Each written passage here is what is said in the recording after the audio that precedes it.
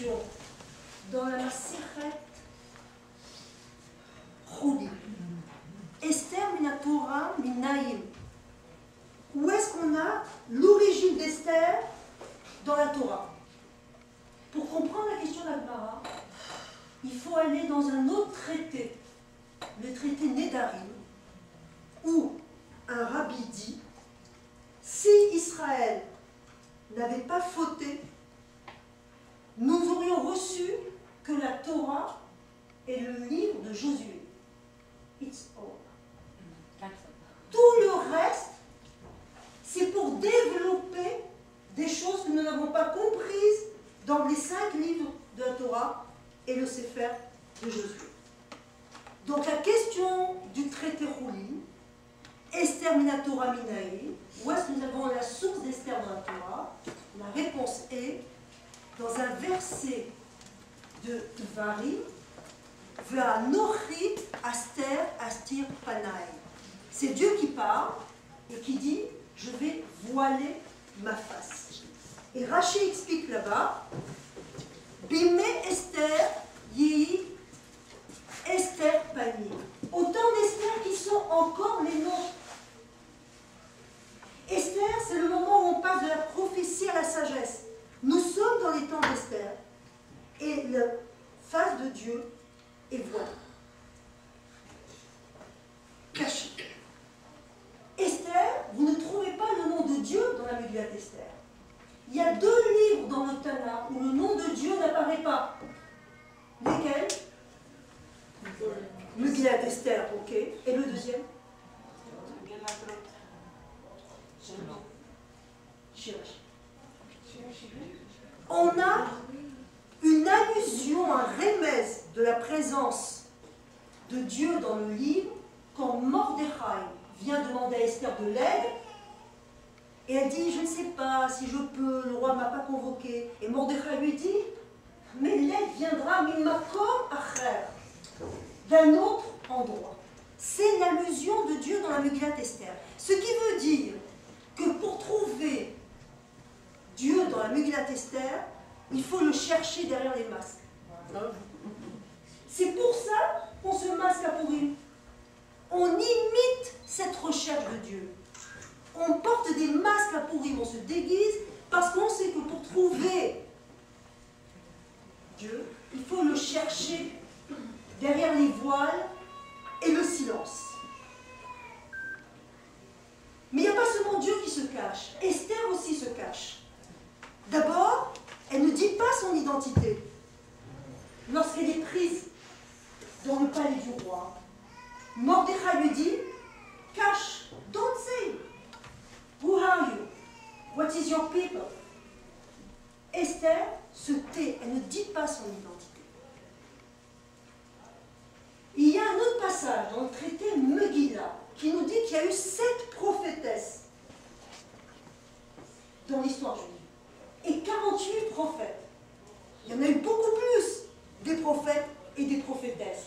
Mais on a retenu que ceux qui ont encore quelque chose à nous dire pour aujourd'hui. Quelles sont ces femmes prophétesses?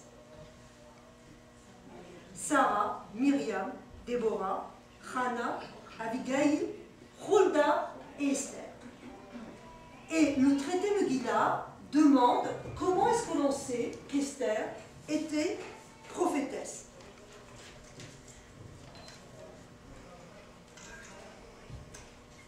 Alors voici la réponse du traité Megillah. Vaïe b'yom hashlishi batilbas Esther Malchut.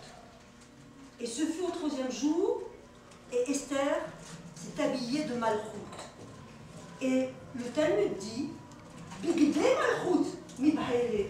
On aurait dû écrire des habits de Malchut. Malchut, c'est la royauté. Or, il est marqué qu'Esther était habillée de royauté, non pas d'habits de royauté. Et de là, le Talmud, en faisant une comparaison avec un autre verset, dit Malchut Zéboua Kodesh. C'est la prophétie. C'est comme ça que l'on sait que Esther était prophétesse. Mais vous voyez, pour savoir qui est Esther et qu'elle est prophète, il faut la chercher aussi derrière les vêtements.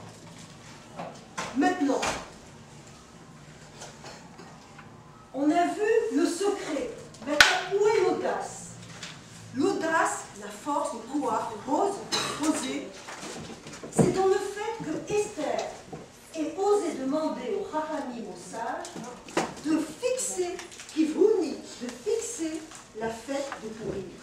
Elle a demandé aux sages, ça serait bien qu'à partir de maintenant, pendant tous les ans, chaque fois, les Juifs fêtent Pourim.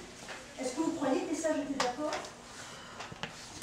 Non, les sages n'étaient pas d'accord. Ils ont eu peur. Voici ce qu'ils disent dans le traité Megillah. Ils disent la chose suivante.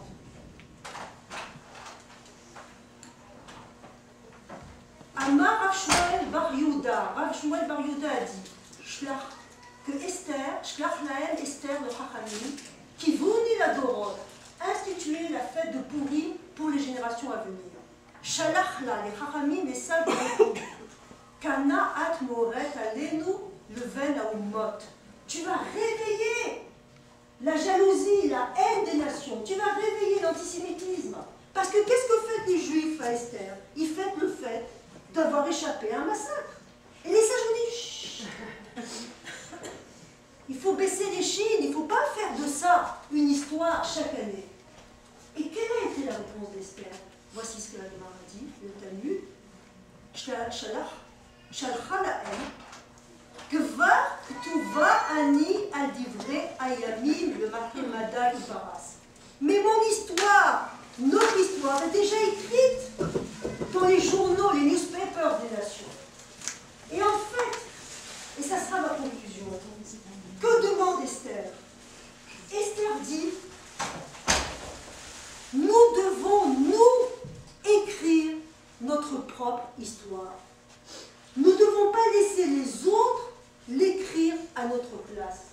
Nous devons avoir le courage d'écrire notre histoire. Et les sages ont finalement accepté. Donc, c'est d'une femme, et c'est d'Esther, que nous prenons la leçon d'avoir le courage d'être nous-mêmes en tant que juifs et d'être nous-mêmes en tant que femmes. C'est le secret, en quelque sorte, un petit peu, un des secrets de cette Megillah d'Esther, parce que Rabbi Nachman de Bratslav traduit Megillah d'Esther de la façon suivante.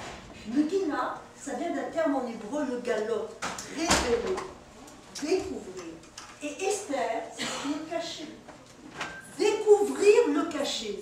La Megillah d'Esther, c'est fait pour nous aider à découvrir la présence de Dieu derrière les masques, à découvrir l'histoire juive avec son espérance et sa force, et à découvrir l'histoire des femmes, de puiser en elles le courage d'être soi-même.